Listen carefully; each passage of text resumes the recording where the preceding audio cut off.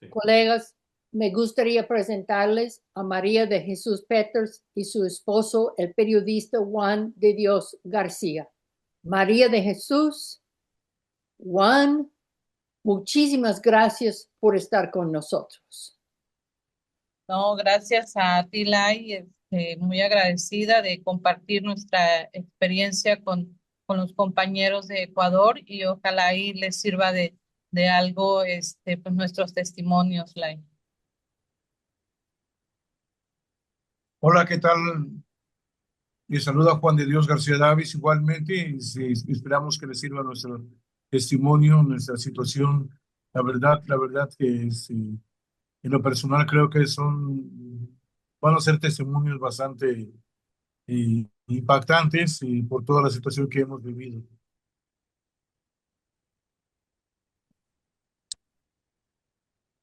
Gracias, adelante.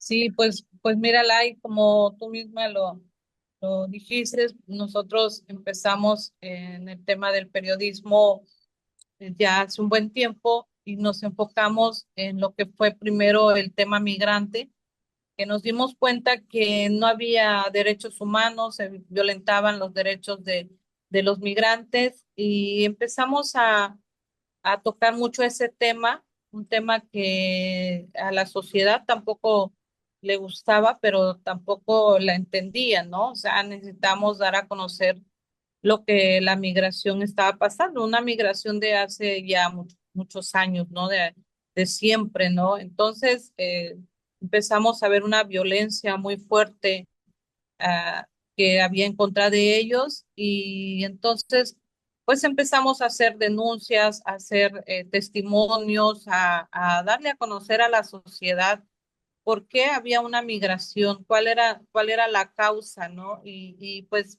tratar de que hubiera empatía con la población migrante.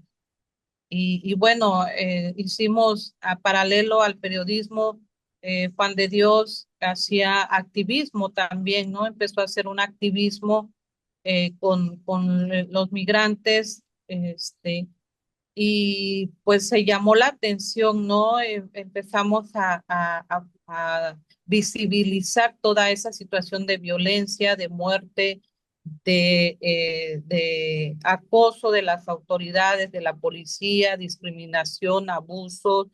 Entonces, esto pues como que empezó a incomodar, ¿no? A ciertas personas y bueno, también Juan de Dios hizo denuncias. Le voy a pasar un poco el micrófono a Juan. Sí, que efectivamente, como bien dice María de Jesús, estamos en un país de doble discurso, en donde por un lado el gobierno de México exige a Estados Unidos respeto a los migrantes y por otro lado aquí en el sur, precisamente de Mudo, de donde ingresan cientos y cientos, miles de migrantes que van en busca de mejores condiciones de vida, en busca de mejores alternativas. Veíamos cómo los pateaban, cómo violaban a sus mujeres, cómo eran destrozadas por el ferrocarril. A mí me tocó vivir la construcción del sueño americano de algunos y el desplome, el derrumbamiento de otros, como es el caso de Obi Crespo, un joven cubano que llegó, pasó y junto con nosotros platicamos y vieron, pues ya llegó, es uno de los más grandes reggaetoneros que hay en este momento en Estados Unidos, pues con mucho éxito. Y por otro hemos tenido en nuestras manos, he tenido yo a gente mutilada, gente que ha caído y todo, ¿no? Esto efectivamente fue lo que permitió que pues las autoridades nos vieran, nos detectaran que estábamos ayudando, haciendo nuestro trabajo y sobre todo con objetividad. Y nos empezaron a seguir hasta mantenernos hasta cierto punto en la raya, ¿no? Para no permitirnos avanzar más ni continuar con nuestras denuncias. Y pues fue así como empezamos a visibilizar toda esta situación de la mano, pues como te decía, tratamos de hacer activismo con los migrantes, hacía denuncias y pues todo esto se logró llamar la atención, se logró atraer consulados como el de Honduras que estaban del lado de Guatemala en un lugar donde la verdad no pasaba nada, sino la situación de violencia y abusos estaba en Tapachula.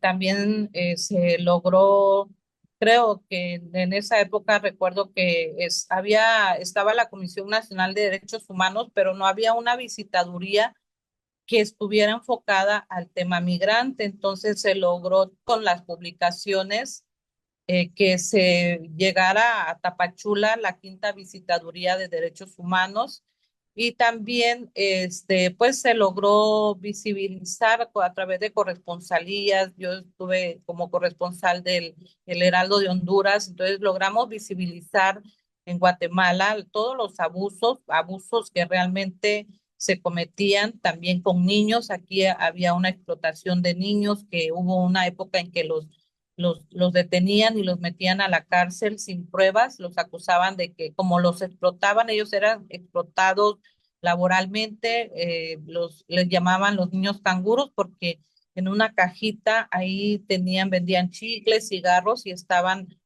eran explotados hasta altas horas de la madrugada. Entonces logramos visibilizar a la persona que los explotaba. También se visibilizó el tema de la trata de personas con la cónsul de Honduras, que lamentablemente la asesinaron. Se logró rescatar a varias mujeres que estaban siendo explotadas. El crimen organizado también estaba atrás de esa red y en contubernio con autoridades del gobierno. Entonces, todas estas situaciones, aunado a que también ayudábamos y orientábamos a las víctimas para que presentaran su denuncia en contra de estas autoridades, pues nos llevó a estar en riesgo hasta que también estuvimos denunciando la situación de violencia en las comunidades indígenas, donde había un desplazamiento forzado para las comunidades originarias y nadie daba a conocer el tema. Estuvimos ahí insistiendo mientras el gobierno trataba de callar, de minimizar toda esa situación. Nosotros estábamos ahí aportando todas las pruebas y visibilizando esa situación de violencia, ¿no? Le voy a pasar aquí la palabra a Juan, que fue el que empezó a recibir las llamadas, ¿no? De acoso y de amenazas. Sí, pues con este trabajo, como bien lo ha comentado María de Jesús, fue algunas de las causas que provocaron que tuviéramos que abandonar territorio mexicano para ir, para preservar nuestra vida, para evitar que atentaran contra nuestra integridad física y la de mi hija. Y mi hija todavía sigue en Estados Unidos. Nosotros regresamos pues porque la verdad somos de aquí, aquí tenemos todas nuestras familias, todos nuestros intereses, todo nuestro trabajo, nuestros bienes y todo. Entonces, esas situaciones ya nos puso al descubierto con los integrantes del crimen organizado, con miembros de las mafias, y sobre todo porque nosotros sabíamos y sabemos cómo operan, dónde se mueven, las casas de seguridad que tienen, en dónde las tienen. Y nosotros hicimos denuncias, pero hicimos denuncias documentadas. Cuando digo documentadas, presentamos ante la Fiscalía General de la República, presentamos denuncias de explotación de menores de edad que eran pues explotados, como decía María, a altas horas de la noche, de la madrugada, y las mujeres menores de edad que eran explotadas. Metimos a la cárcel a grupos de policías municipales que se integraron a averiguaciones previas a raíz de las denuncias que hicimos. Y hubieron operativos en fincas cafetaleras en donde explotaban a niños, a menores de edad de 5, 6, 7, 8 años en el cultivo del café.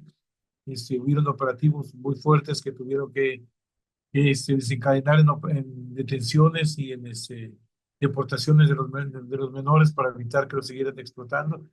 Y esto es lo que dio pauta para que nos estuvieran persiguiendo, nos estuvieran amenazando, nos estuvieran acusando durante un buen tiempo, que es lo que determinamos huir de México para irnos a Estados Unidos. Pues esta desplazamiento no fue nada fácil. En un principio, bueno, sabiendo el escenario que se encontraba o se encuentra México en cuanto los homicidios, desapariciones de compañeros, amenazas. Entonces, yo creo que de repente ya teníamos un buen tiempo padeciendo el periodismo. Empezamos a ver cómo mataban a nuestros compañeros y de repente como que en el trabajo te empiezas a acostumbrar como a un tipo de violencia, ¿no? Primero empiezan negándote la información, relegándote, después empiezan que ya de forma directa se opongan a que tú tomes una foto o que estés en algún lugar, ¿no? Y ya empiezan agresiones verbales, físicas, y bueno, como no logran amedrentarte, entonces empiezan las amenazas de muerte y empiezan los asesinatos, claro, de los compañeros. Entonces nos vimos en una situación que quizás en un momento no pensábamos en irnos, pero muchos compañeros con los que trabajábamos de medios internacionales nos empezaron a decir que saliéramos, que teníamos que salir, porque había pasado con varios compañeros que estaban recibiendo amenazas y muchos decían, no, no va a pasar, no va a pasar nada. Sin embargo, pasó, los mataron, los callaron, y entonces nosotros decidimos en una plática con Juan, nos preguntamos qué era lo que veían los compañeros de fuera que nosotros no veíamos, ¿no? Entonces, creo que era esa costumbre, ¿no? A que te acostumbras a la violencia.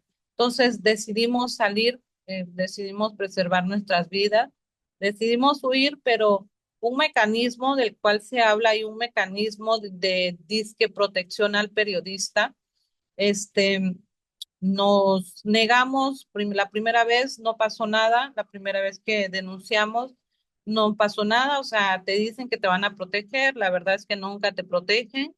Eh, Nos sacaron, nos llevaron a unas casas de seguridad donde ellos querían que estuviéramos totalmente aislados, que nadie supiera dónde estábamos, que solamente ellos, pero estábamos con miedo porque sabemos que dentro de estas organizaciones están los gobiernos, y eso lo seguimos viendo actualmente con las acusaciones de Estados Unidos con el gobierno, que dan protección y son parte del crimen organizado. Entonces nosotros pensamos, ¿por qué si el mismo gobierno, las mismas autoridades nos atacan y nos han pues lastimado? ¿Cómo es que ellos, era una contradicción, que cómo es que ellos nos iban a cuidar, ¿verdad? Y sabemos que muchos compañeros fueron asesinados estando bajo la protección del mecanismo. Entonces, todos los tres, mi hija, Juan y yo, teníamos ese miedo, pero no nos atrevíamos a expresarlo hasta que una noche mi hija dijo, mamá, yo tengo mucho miedo que un día entren por esta puerta y nos maten o nos pase algo. Y entonces en ese momento dimos ese paso de irnos, de salir en la madrugada como bandidos, prácticamente salimos huyendo y dejamos este país y dejamos México. Dejamos México, nos fuimos a Estados Unidos, la cual la verdad fue una experiencia que pues no se lo deseo a nadie, porque realmente nosotros, pues cuando amas lo que haces, cuando quieres seguir haciendo un periodismo, te aferras a regresar, porque además nuestra vida era de incertidumbres, porque no teníamos un permiso, no lográbamos conseguir quien nos representara para solicitar este, pues solicitar el asilo en Estados Unidos. Nos era demasiado caro lo que nos querían cobrar los abogados, no teníamos dinero, no podíamos trabajar, o sea, estábamos pues de una forma muy desprotegidos, ¿no? No contábamos con nadie, tocamos puertas, organizaciones de periodistas, la única opción que le dieron a Juan era de irse él a España, pero nosotros, ¿qué pasaba? O sea, no tomaron en cuenta que somos una familia de periodistas, que los dos somos periodistas y que no se podía ir Juan y dejarnos ahí, ¿no? A ver qué pasaba. O sea, no tomaron en cuenta esa situación, entonces tuvimos quedar de estar un tiempo hasta que la verdad yo ya no aguanté más y también por la enfermedad de mi mamá decidí regresar a lo que pasara. Yo me considero una persona, bueno, nos consideramos con Juan, creo que somos personas que a lo mejor no nos intimidan, pero en ese momento teníamos a mi hija con nosotros, entonces sí estábamos intimidados por ella y queríamos resguardar la integridad de ella, pero pues tuvimos que regresar, nos tuvimos en la necesidad de regresar y aquí estamos. No fue fácil, quiero decirles que Juan pasó por una experiencia que le voy a pasar a él también la palabra para que les cuente. Sí, yo primero quisiera también agradecer a algunos compañeros de los medios internacionales, ellos nos dieron todo el apoyo, y a la Embajada de Estados Unidos que nos otorgaron las visas para poder salir de forma inmediata del territorio mexicano. La verdad fue una situación muy rápida, demasiado rápida, y nos apoyaron para salir, y seguimos pues agradeciéndoles. No vamos a parar de agradecerlos y reconocer ese gran apoyo que nos dieron en ese momento. Pues a raíz de todo esto yo he caído en depresión. En este momento me encuentro con tratamiento psiquiátrico, con tratamiento psicológico y con tratamiento neurológico.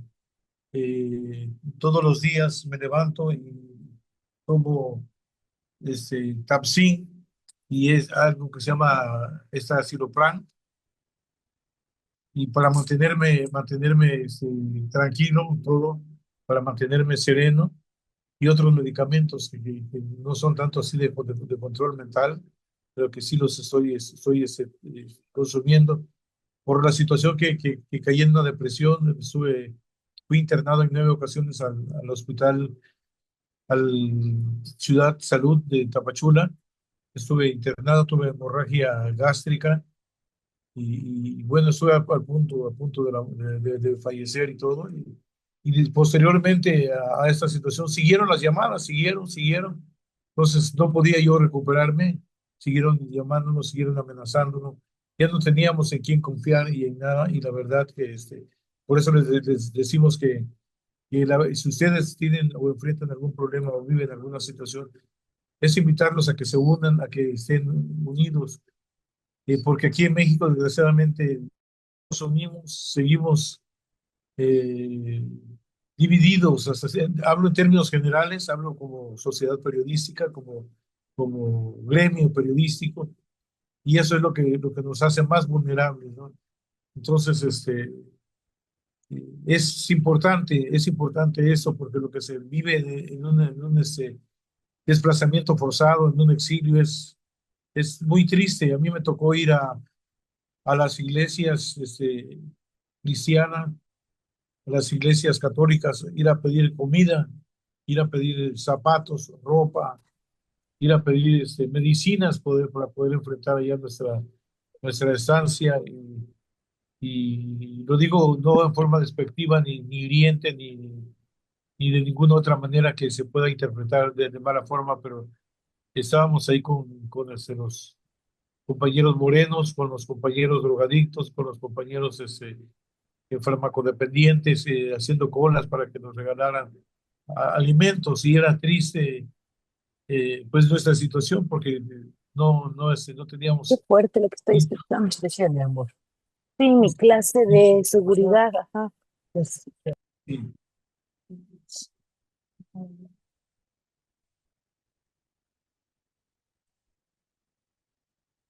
Adelante, gracias. Sí.